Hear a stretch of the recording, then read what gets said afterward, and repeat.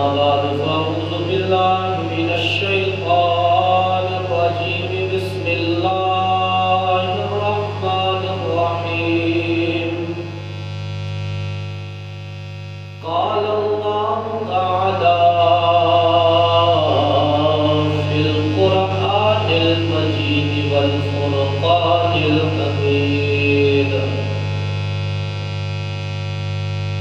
والذي جاء بالصدق وصدق به أولئك هم المتقون صدق الله مولانا العظيم وصدق رسوله النبي الكريم الأمين أما بعد فأعوذ بالله من الشيطان الرجيم بسم الله الرحمن الرحيم إن الله وملائكته يصلون على النبي يا أيها الذين آمنوا صلوا عليه وسلموا تسليما بابد بلند پڑھ لیجئے صلی اللہ علیہ یا رسول اللہ وسلم علیہ یا حبیب اللہ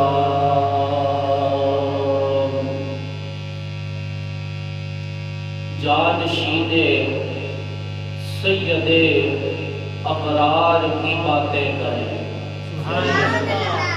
جانشین سید ابرار کی باتیں کریں مصطفیٰ کے پہلے پہلے پیار کی باتیں کریں جس کی قربت کی گواہی دی ہے خود رحمان نے ثانی اثنین اذ ہما فی الغار کی باتیں کریں اور عاشقوں کے قافلائے جس کی نظروں میں ہمیشہ جلوائے جانا رہا جس کی نظروں میں ہمیشہ جلوائے جانا رہا عاشقوں کے قافلائے سالار کی باتیں کریں عاشقوں کے قافلائے سالار کی باتیں کریں اور ابتدا میں جس کی آقا نے ادا کی خود نماز ابتدا میں جس کی آقا نے ادا کی خود نماز اس امام ملت بیدار کی باتیں کریں اور شاعر کہتا ہے کہ روح حیدر دیکھ کر کرتا عبادت جو رہا حضرت علی کے چہرے کو دیکھ رہے ہیں صدیق اکبر حضرت اماں عائشہ پوچھتی ہیں ابا حضور علی کے چہرے کو آپ ٹک ٹکی باندھے دیکھ رہے ہیں وجہ کیا ہے کہا میں نے اپنے کانوں سے مصطفیٰ جان رحمت کو فرماتے سنا علی کے چہرے کو دیکھنا بھی عبادت ہے مصطفیٰ کے وصل سے سرشار کی باتیں کریں جانشین سید ابرار کی باتیں کریں مصطفیٰ کے پیاری ہے جو تسلیم کرتا ہے وہ شان صدیق اکبر کی ذات ہے وہ پیارے صدیق عرض کی کہنے لگے یا رسول اللہ ہجر ہو سفر ہو تبلیغی دورہ ہو چاہے جس جگہ پر آپ نے حکم فرمایا صدیق جانا ہے آپ کے حکم پر صدیق نے لبیک کہا آپ آگے چلے صدیق آپ کے پیچھے پیچھے چلتا رہا یا رسول اللہ آپ نے جب بھی حکم دیا صدیق آپ کے ساتھ چلا ابو بکر آپ کے ساتھ چلا آپ آگے تھے ابو بکر پیچھے تھا آپ آگے آگے قدم رکھ رہے ہیں ابو بکر آپ کی اتباع میں اطاعت میں قدم رکھتا جا رہا ہے یا رسول اللہ ادباً عرض کر رہا ہوں آج غار میں آپ پہلے نہ جائیں میں جانتا ہوں بات الگ ہے پوری زندگی صدیق نے آپ کی اتباع کی ہے آپ کے پیچھے چلا ہے آج ادب کے ساتھ صدیق کی محبت گوارا ہی نہیں کر رہی تھی کہ اندر تو غار ہے فرما دی ابو بکر غار میں چلے گئے کپڑے بھی پھاڑ دیے ہر سوراخ غار کا بند کر دیا، ایک سوراخ بچا، صفائی بھی ہو گئی، اس پہ ایڑی رکھ دی، اس پر ایڑی صلی اللہ علیہ وسلم، سارے پڑھے صلی اللہ علیہ وسلم، جب غار میں تشریف لے گئے، سیدنا صدیق اکبر نے ایڑی ایک سوراخ پہ رکھی ہے، حضور نبی رحمت صلی اللہ علیہ وسلم کیونکہ سفر تھا، آپ سفر کی وجہ سے آپ نے آرام فرمانا چاہا، صدیق اکبر نے اپنی ران مبارک آگے فرما دی، آگے کی، حضور آپ کے ران مبارک پر آرام فرما ہوئے، آنکھ لگی، سیدنا صدیق اکبر کو کچھ محسوس ہوا کہ کوئی چیز مجھے ڈنگ مار رہی ہے۔ اب حیرت کی بات تھی، پچھلے جمعے میں نے یہ بھی عرض کیا تھا کہ یہاں ابو بکر صدیق غار میں گئے اور پھر امت کے لیے درس چھوڑا۔ ایک فقیر سے کسی نے پوچھا نا، اللہ کے ولی سے، پوچھنے والے سائل نے سوال کیا، حضرت بتائیے نا، ابو بکر پوری زندگی حضور کے پیچھے چلتے رہے، غار میں حضور سے آگے پہلے غار میں کیوں گئے، حضور بعد میں کیوں گئے؟ یہ بات ذرا راز کھولیے۔ فرمایا یہ ایک راز کی بات ہے، یہ ایک رمز ہے، راز ہے، کہا اس سے ذرا پردہ اٹھائیے، کم عقلوں کو بھی بات سمجھ آ جائے تاکہ اس کی کوئی بات بن جائے۔ بزرگ مسکرائے، اللہ کے ولی مسکرائے اور مسکرا کر کہنے لگے، رمز کی بات، راز کی بات راز والے ہی جان سکتے ہیں۔ کہا حضرت بتائیے، شاید کہ اللہ مجھے بھی سمجھنے کی توفیق دے۔ کہا پھر سن کہ تو کہتا ہے ابو بکر پہلے غار میں گئے، مصطفیٰ بعد میں غار میں گئے، یہ ادب کے خلاف بات نہ تھی کیا؟ وہ بات یہ کرنا چاہ رہا تھا کہ ابو بکر نے بیعت بھی کی ہے۔ وہ سمجھ کے کہا نا تیری جو بات ہے نا، تو کہتا ہے ابو بکر نے بیعت بھی کی ہوگی۔ کہا نہیں، ابو بکر نے ادب کے ساتھ عرض کیا، یا رسول اللہ حکم فرمائیے، اجازت فرمائیے، میں غار میں پہلا چلا جاتا ہوں، صفائی کرتا ہوں، آپ بعد میں تشریف لائیے۔ حضرت کہنے لگے، اے سوال کرنے والے، تو نے تو سوال کر لیا، اب اس کا جواب بھی سن۔ اس کا جواب یہ ہے، ابو بکر نے رہتی دنیا تک یہ درس دے دیا اور حضور نے ابو بکر کو اجازت عنایت فرما کر امت کے لیے درس چھوڑ دیا۔ کہا جہاں بھی غار ہوگی، ابو بکر پہلے جائے گا، مصطفیٰ بعد میں تشریف لے جائیں گے۔ ابو بکر پہلے جائیں گے، مصطفیٰ بعد میں تشریف لے جائیں گے۔ اور وہ بزرگ مسکرائے، سوال کرنے والے سے کہنے لگے، اے سوال کرنے والے، مجھے پتا ہے یہ دل بھی ایک غار ہے۔ تو سمجھ آئیے کہ حضرت سبحان اللہ، کہا یہ دل بھی ایک غار ہے، جس طرح دنیا کی کسی غار میں بھی جب بھی گئے یہ اعلان ہو گیا صدیق پہلے جائیں گے، مصطفیٰ بعد میں داخل ہوں گے، مصطفیٰ بعد میں تشریف لائیں گے۔ یہ اعلان تھا امت میں کہ سنو، امت میں یہ درس لے کر جاؤ کہ جب بھی تمہیں اگر چاہتے ہو تمہارے دل میں، کیونکہ دل بھی ایک غار ہے، کہا تم اگر چاہتے ہو تمہارے دل میں مصطفیٰ جانا جانے رحمت صلی اللہ علیہ وسلم جلوہ افروزی کریں، آپ تشریف لائیں، تو اس دل کی صفائی کے لیے تمہیں دل میں سب سے پہلے ابو بکر کو بسانا ہوگا۔ پہلے تمہیں اپنے دل میں ابو بکر کی محبت لانی ہوگی۔ جہاں ابو بکر کی محبت ہوتی ہے وہاں مصطفیٰ جلوہ افروز ہو جاتے ہیں، وہاں مصطفیٰ تشریف لے آتے ہیں۔ یہ امت کے لیے درس تھا۔ اب ابو بکر صدیق کی ران مبارک پر حضور تشریف فرما ہے، آرام فرما ہے۔ ابو بکر صدیق نے ایک ایڑی ایک سوراخ پر، غار کے سوراخ پر رکھی ہوئی ہے، سانپ ہے، اس نے ڈنگ مارنا چاہا۔ لوگ کہتے ہیں بڑی عشق اور محبت تھی، عقیدت تھی اس کو، اور کچھ نے کہا کہ عقیدت کی بات کو چھوڑو، جو صدیق کو ڈنگ مارے اس کی کہاں کی عقیدت، جو نبی کے یار کو ڈنگ مارے کہاں کی حقیقت۔ بات جہاں تک بھی ہے، جیسی بھی ہے، لیکن میں نے جو نقطہ نوٹ کیا وہ کیا ہے، سنو، سیدنا صدیق اکبر کو سانپ نے ڈنگ مارا، سانپ نے ڈنگ مارا۔ اب ابو بکر صدیق رضی اللہ تعالیٰ عنہ کی آنکھوں سے آنسو نکلے، آنسو نکلے. مجھے بتائیں سوچ پڑے ہوگی نا, کچھ کے ذہنوں میں خیال آیا ہوگا صدیق اکبر کو درد ہوا ہوگا تو آنسو نکلے, صدیق اکبر کو درد فیل ہوا ہوگا, محسوس ہوا ہوگا تو آنسو نکلے. اے ان بے علموں کو کیا پتا صدیق کے عشق کی کیفیت کیا تھی, صدیق کے عشق کا معیار کیا تھا. صدیق اکبر حضور سے محبت کتنی رکھتے تھے, انہیں کیا پتا کم علموں کو حضور سے محبت صدیق اکبر کس قدر کرتے تھے. مثال دے رہا ہوں, قرآن میں یہ درج ہے, سورہ یوسف اٹھا کر دیکھیں. جب لوگوں نے زلیخا کو نا تانے دیے نا, عورتوں نے کہنے لگے بڑی عجیب تو ہے, بادشاہ کی بیوی ہو کر, بادشاہ کی گھر والی ہو کر ایک نوکر سے اس قدر محبت رکھتی ہے, نوکر پہ فدا ہو چکی ہے, نوکر سے اس قدر تو فدا اور اس کی باتیں کرتی ہے. ہائے ہائے, زلیخا مسکرائی, کہا تم باتیں کر رہی ہو نا, تم نے یوسف کو دیکھا جو نہیں ہے, باتیں اس لیے کر رہی ہو نا, یوسف کا دیدار جو نہیں کیا. اب حضرت زلیخا نے کہا کہ اب اس کا جواب یوسف خود دے گا. ایک مجلس لگائی, دعوت دی, ساری مصر کی عورتیں آ گئی جو باتیں کر رہی تھی نا حضرت زلیخا کے بارے میں کہ تو ایک غلام پر, نعوذ باللہ, تو ایک نوکر پر فدا ہو گئی. کہا آج آ جاؤ, تمہاری دعوت ہے. سب کی دعوت کی, سب کی دعوت کی, سیب بھی دیا, چھری بھی دی, کہا اس کو کاٹتے رہو.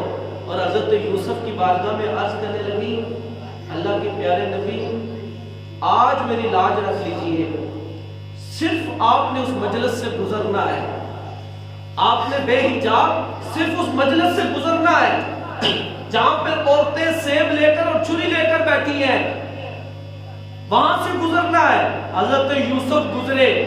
قرآن شاہد ہے کہ کچھ کہتے ہیں انگلیاں کٹی, قرآن میں یدائی لفظ ہے, ید کا لفظ ہے, ہاتھوں کا لفظ ہے, ہاتھ کٹ گئے. مجھے بتائیں سیب کٹا, سیب کٹنے کے بعد چھری ہاتھوں تک پہنچی, ہاتھ کٹ گئے, خون کی لہر نکلنے لگی, خون ٹپکنے لگا, یوسف گزر گئے. مصر کی کسی عورت کو بھی محسوس تک نہ ہوا کہ اس کا ہاتھ کٹ گیا. ذرا آپ کو سبحان اللہ. مصر کی کسی عورت کو محسوس بھی نہ ہوا اس کا ہاتھ کٹ گیا. اب سوچنے سمجھنے والے, عقل و شعور رکھنے والوں کے ساتھ ساتھ محبت اور عقیدت رکھنے والے یہ سوچیں گے کہ ہاتھ کٹا, سیب کٹ کے چھری ہاتھ تک پہنچی, ہاتھ کٹ گیا. مصر کی عورتوں کو ہاتھ کا کٹنے کا نہ پتا چلا, خون نکلتا رہا, انہیں درد نہ ہوا, کچھ بھی نہ ہوا. یوسف گزر گئے تو کہنے والوں نے کہا اور تم یہ دیکھ رہے ہو مصر کی عورتوں نے سیب کاٹا, پھر ہاتھ کٹ گیا اور انہیں درد نہ ہوا.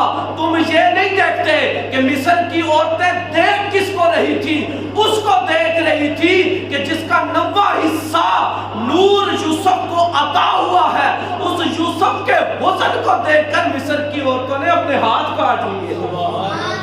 مصر کی عورتوں نے اپنے ہاتھ کاٹ لیے. کیا انہیں درد نہیں ہوا, کیا انہیں درد نہیں ہوا؟ کیا مصر کے بالات دربار میں, اس بادشاہ کے دربار میں چیخ و پکار ہوئی؟ کسی روایت میں نہیں کہ چیخ و پکار ہوئی. کیوں؟ اس لیے کہ چیخ و پکار انہوں نے کی نہیں, انہیں محسوس تک ہی نہیں ہوا کہ کب ہاتھ کٹے. اوے سوال کرنے والوں سوچو ذرا, صدیق کا عشق حضور سے کس قدر ہے.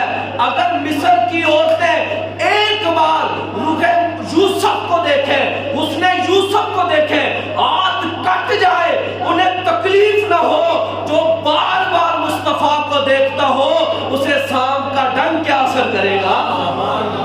جو بار بار روح مصطفیٰ کا دیدار کر رہا ہو, ران پر حضور کا چہرہ بددہا ہو, زلف باللیل دکھ رہی ہو, سینہ علم نشرت چمک رہا ہو, مزمل والی چادر چمک رہی ہو, اور چہرہ اتنا خوبصورت جس کی قسم رب کھائے, وہ چہرہ ران مبارک پر ہو, گود میں ہو, اور پھر ابو بکر کو سانپ ڈنگ مار رہا ہو, ابو بکر کو درد ہو اور آنسو نکلے. نا اہل محبت نے کہا ابو بکر کو درد کی وجہ سے آنسو نہیں نکلے, ابو بکر کو ایک اور وجہ سے آنسو نکلے.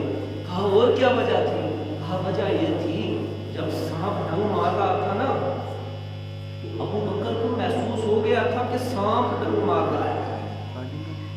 مار رہا ہے؟ کون مار رہا ہے بولے؟ سانپ۔ وہ سب تے کم ہی ڈنگ مار رہا ہے نا، سانپ ڈنگ مار رہا ہے۔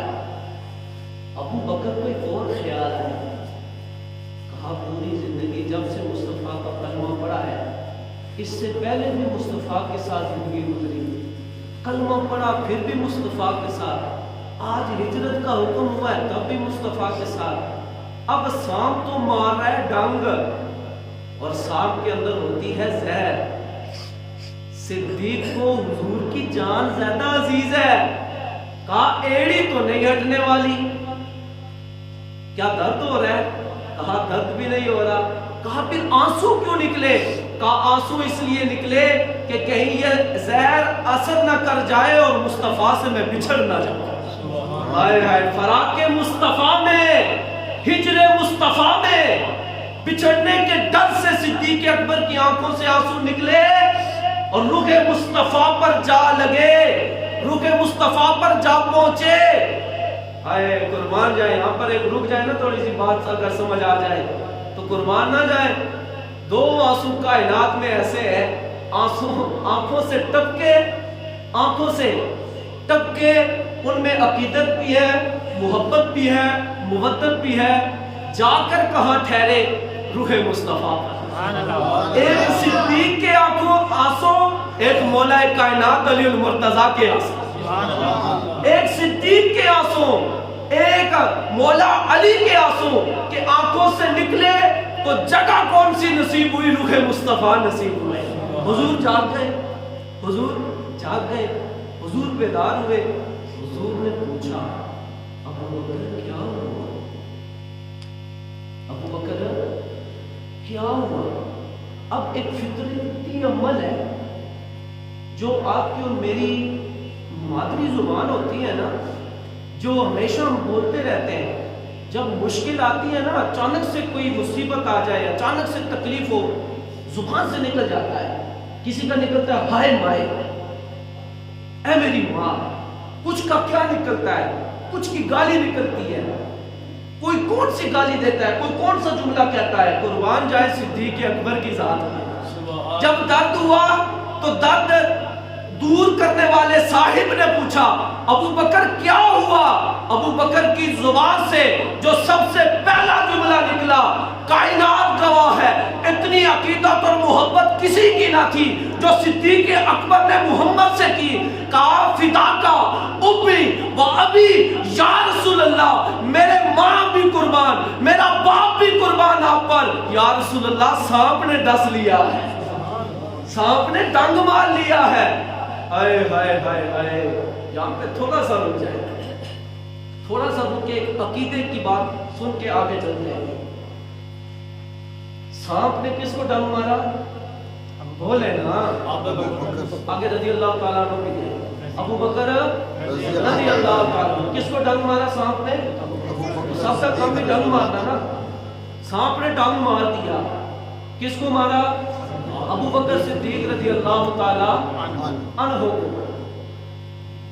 اس سانپ کے ڈنگ کے بارے میں پوچھا کس نے؟ آمنہ کے لال محمد مصطفیٰ کی ذات نے۔ اب کائنات تک یہ سوال ہے، جب تک کائنات باقی ہے، یہ درس ہے امت کے لیے کہ جب بھی سانپ ابو بکر کو ڈسے گا، جب بھی سانپ ابو بکر کو ڈنگ مارے گا، مصطفیٰ اس کے بارے میں پوچھیں گے۔ کائنات کے لیے درس تھا اور قیامت تک کے لیے مسلمانوں کے لیے درس تھا۔ تم اپنی زبانیں کھول رہے ہو، مصطفیٰ کی شان میں زبانیں کھولو۔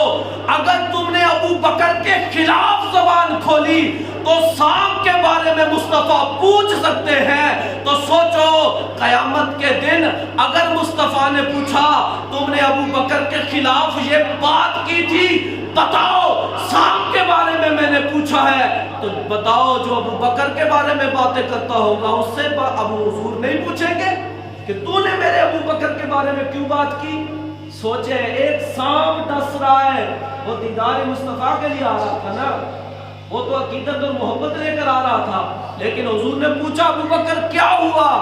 ابو بکر نے کہا سانپ نے ڈنگ مارا۔ قیامت کے دن حضور نے پوچھ لیا ابو بکر بتا اب کیا ہوا؟ ابو بکر صدیق نے ایک جملہ کر کہہ دیا کہ یا رسول اللہ فلاں بن فلاں میرے خلاف باتیں کرتا تھا، میری توہین کرتا تھا، مجھے بتائیں حضور کیا ہم سے نہ پوچھیں گے تمہاری کیا مجال ہوئی کہ ابو بکر کے بارے میں بات کرو؟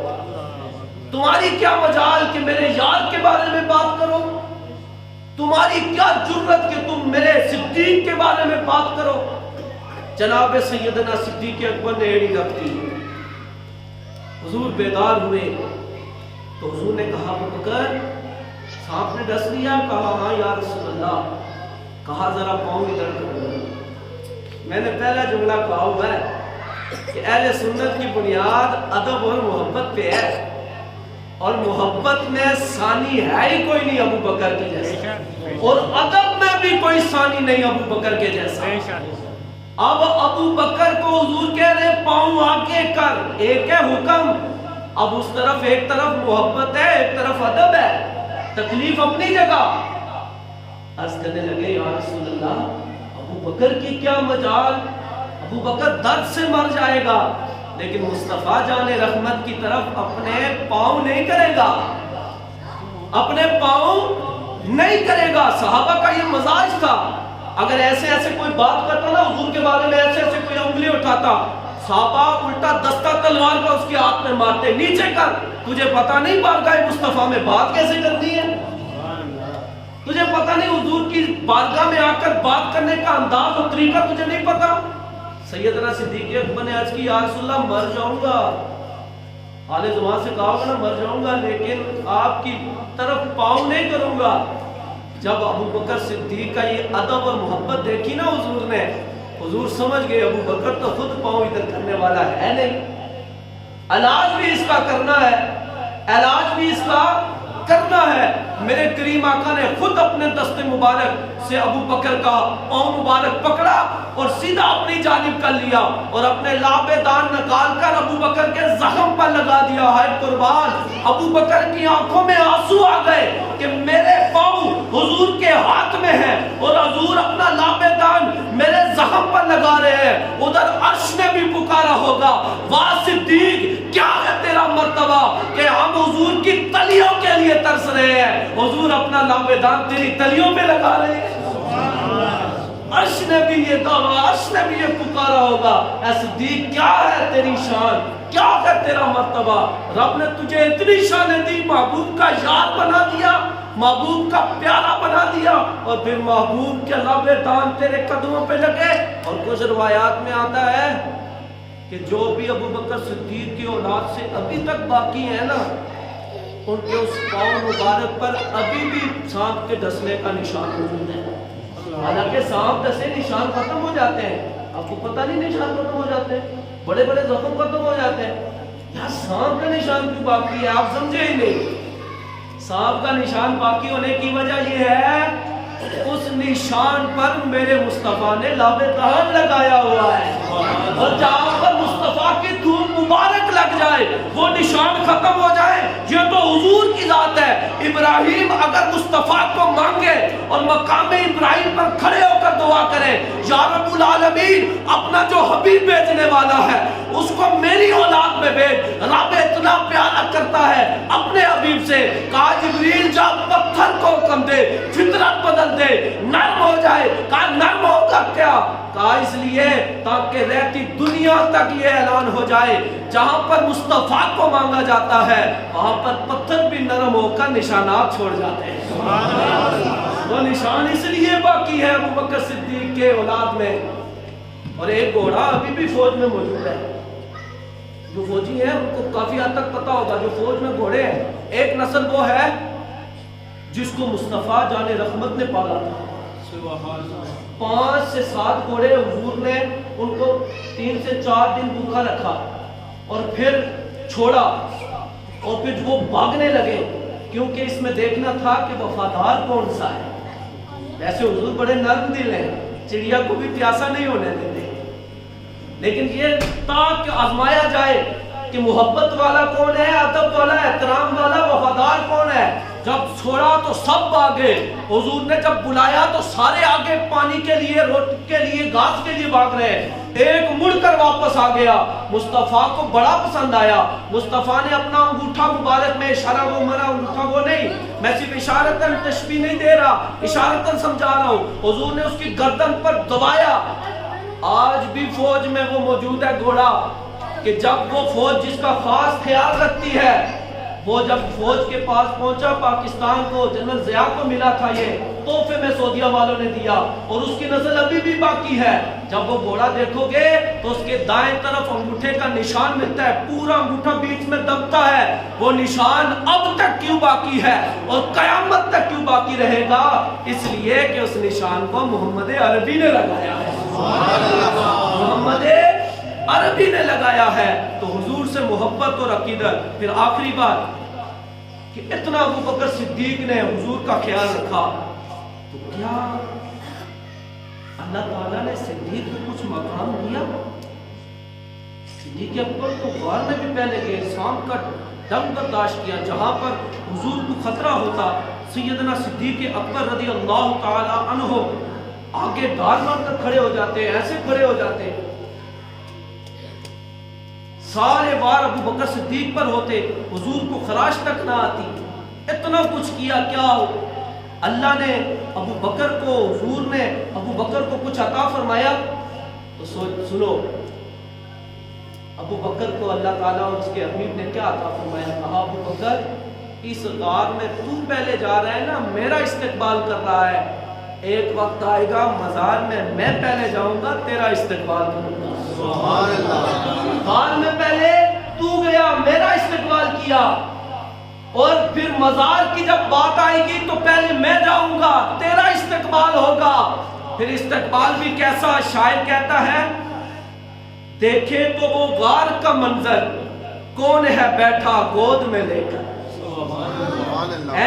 دیکھے تو وہ غار کا منظر، کون ہے بیٹھا گود میں لے کر، سرور عالم کا سر اطہر رضی اللہ تعالی عنہ، رضی اللہ تعالی، سر میں پڑھے، رضی اللہ تعالی عنہ، رضی اللہ تعالی عنہ، مولانا صدیق اکبر رضی اللہ تعالی عنہ، نبیوں کے بعد سب سے بہتر رضی اللہ تعالی عنہ، نبیوں کے بعد سب سے بہتر رضی اللہ تعالی عنہ، ایڑی رکھ دی سانپ کے بل پر، زہر کا صدمہ سہ لیا دل پر، سب کچھ ہے یہ خاطر دل پر رضی اللہ تعالی عنہ، سارے کہے رضی اللہ تعالی عنہ، یار کے نام پر مرنے والا، سب کچھ صدقے کرنے والا، جان بھی قربان، مال بھی قربان، سارے کا سر گھر قربان، سب کچھ قربان کر دیا، اور منزل عشق اور صدق کا رہبر رضی اللہ تعالی عنہ، رضی اللہ تعالی عنہ، جانشین سید ابرار کی باتیں کرے، مصطفیٰ کے پہلے پہلے پیار کی باتیں کرے، مصطفیٰ کے پہلے پہلے پیار کی باتیں کرے، جانشین سید ابرار کی باتیں کرے، سارے کہے مصطفیٰ کے پہلے پہلے پیار کی باتیں کرے۔ اللہ تعالیٰ ہمیں شان صدیق اکبر سمجھ کر، اس کو سمجھنے کے بعد اپنے دلوں میں سیدنا صدیق اکبر کی محبت کو ڈالنے، اور پھر اس کے ادب کے ساتھ مصطفیٰ جان رحمت کی محبت مانگنے کی توفیق عطا فرمائے۔ یہ بات اٹل ہے، حقیقت ہے، جس کو صدیق مل گئے اس کو مصطفیٰ مل گئے، جس کو صدیق مل گئے اس کو مصطفیٰ مل گئے، جس سے صدیق ناراض ہو گئے اس سے مصطفیٰ ناراض ہو گئے، اس سے مصطفیٰ ناراض ہو گئے۔ ایک مولا علی کی روایت سن لیں، مولا کائنات مولا علی المرتضیٰ فرماتے ہیں، آپ نے فرمایا، راوی کہتے ہیں ایک دن سیدنا صدیق اکبر گزر رہے تھے پھٹے پرانے کپڑے تھے. سیدنا صدیق اکبر گزرے تو مولا کائنات مولا علی المرتضیٰ نے جب ان پر نظر ڈالی تو مسکرائے. مسکرا کے کہنے لگے ہائے صحیفوں میں جتنی بھی کتابیں اتری ہیں ان پر ایمان لانے والوں میں جو سب سے زیادہ افضل ہے وہ صدیق اکبر کی ذات ہے. سبحان اللہ. کون کہہ رہا ہے؟ علی المرتضیٰ. کون کہہ رہا ہے؟ مولا علی المرتضیٰ. کون کہہ رہے ہیں؟ مولا علی المرتضیٰ. کہا سب سے افضل جو ہے سیدنا صدیق اکبر کی ذات ہے. اس قدر محبت اور محبت کہنے والے، محبت کرنے والے، آپس میں اس قدر پیار اور اس قدر لگاؤ رکھنے والے کیا دشمن ہو سکتے ہیں؟ نہیں. اور کل بھی چشتی صاحب نے ایک بات کی نا، وہ کہنے لگے کہ آپ ذرا غور کریں نا کہ اگر دشمن ہو تو دشمن کے جنازوں پر آپ لوگ جاتے ہو؟ نہیں نہ جاتے ہو. یار چھوٹی موٹی ناراضگی ہو جائے ہم نہیں جاتے جنازوں پہ. ہم کہتے ہیں ہمارے جنازوں پہ نہیں آیا ہم اس کے جنازے پہ کیوں جائیں.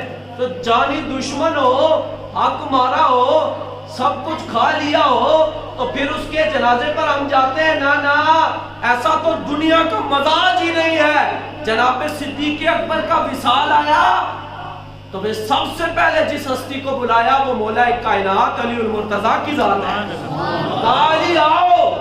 اور ابو بکر کی خواہش یہ ہے جن ہاتھوں سے، پیارے ہاتھوں سے پورے جانے رحمت محمد مصطفیٰ کو غسل دیا ہے اور قبر مبارک میں اتارا ہے، انہی ہاتھوں سے ابو بکر کو بھی غسل دینا اور قبر میں اتارنا. پھر کسی اور سے بات نہیں کی، کسی اور سے بات ہی نہیں کی. کہا پھر میرا جنازہ اٹھانا، مصطفیٰ کے دربار میں لے جانا، اجازت مانگنا. اگر دروازہ کھل گیا ابو بکر کو دفنا دینا، نہ کھلا تو جنت البقیع میں دفنا دینا. حضرت علی گئے اجازت لینے کے لیے. جب السلام علیکم کہا تو دروازہ نہ کھلا. آپ پلٹے، عمر گئے، السلام کہا، آواز نہ آئی. پھر دونوں ملے، عمر اور علی دونوں ملے، بارگاہ مصطفیٰ میں حاضر ہوئے اور کہا السلام علیکہ یا سیدی یا رسول اللہ. آواز آئی، واپس سلام کا جب جواب آیا تو پھر کائنات والوں کے لیے درس یہ دے دیا گیا تم آج باتیں کرتے ہو. عمر اور ابو بکر علی کے دشمن تھے. نا ابو بکر کے اجازت لینے کے لیے عمر بھی جا رہے ہیں، علی بھی جا رہے ہیں. دونوں ملے تو مصطفیٰ نے اجازت عطائے فرما دی. اجازت عنایت فرما کر یہ اعلان کر دیا. میں ایک بات آخری فوراً سے کہہ کر ختم کر دیتا ہوں. آج ہمیں کعبے کے اندر علی کا پیدا ہونا تو یاد ہے نا جی؟ عقیدہ ہے نا علی کعبے کے اندر پیدا ہوئے؟ لاؤ نبی نعرہ حیدری ہے نا عقیدہ. مولا کائنات کعبے کے اندر پیدا ہوئے، بڑی فضیلت ہے. اور اکثر ہم شعروں میں پڑھتے ہیں اگر علی سے بغض ہے تو پھر کعبہ بھی کوئی اور ڈھونڈ، اس کعبے میں تو علی پیدا ہوئے. ہم تو یہ کہتے ہیں نا، ہمارا تو یہ عقیدہ ہے. یہ محبت اور عقیدت اور مودت اپنی جگہ ہے، لیکن ذرا غور کرو تمہیں کعبے کے اندر علی رضی اللہ تعالیٰ عنہ کا پیدا ہونا افضلیت کی دلیل لگتا ہے تو سوچو جو گنبد خضرا میں ابو بکر اور عمر دفن ہے، وہ گنبد خضرا جس کے بارے میں صوفیہ فرماتے ہیں کعبہ اپنی جگہ افضل ہے، لیکن جو مصطفیٰ کا گنبد ہے جہاں مصطفیٰ کا جسم لگا ہوا ہے وہ عرش سے بھی زیادہ افضل ہے. سبحان اللہ. ارے اس مصطفیٰ کے ساتھ جو ابو بکر عمر سوئے ہوئے ہیں، تمہیں عمر ابو بکر اور عمر کی شان اور فضیلت نظر نہیں آتی؟ یہ نظر ان کو آتی ہے جن کی ان ظاہری آنکھوں کے ساتھ باطنی آنکھ بھی اللہ نے کھول دی ہو. اس ظاہری آنکھ کے ساتھ اسے اچھائی نظر آتی ہو، باطنی آنکھ کے ساتھ مصطفیٰ کا نور نظر آتا ہو. اور کسی ایک کا بھی بغض ہو تو پھر نور نظر نہیں آتا. فوراً سے بات ختم. تفسیر روح البیان، اِنَّا آتَيْنَاكَ الْكَوْثَرَ، جو کوثر کا ذکر ہے کوئی بھی اٹھا کر تفسیر روح البیان دیکھ سکتا ہے. اس میں جو تشریح لکھی گئی، اس میں جو شرح لکھی گئی، اس میں لکھا ہے ایک روایت لائی گئی، کہا کہ کوثر کے 4 کونے ہوں گے. कोसर की 4 सिमतें होंगी। एक सिमत पर अबू बकर होगा, एक सिमत पर उमर होगा, एक सिमत पर अली होंगे, एक सिमत पर उस्मान होंगे। ये चारों सिमत में बैठे होंगे, करेंगे क्या?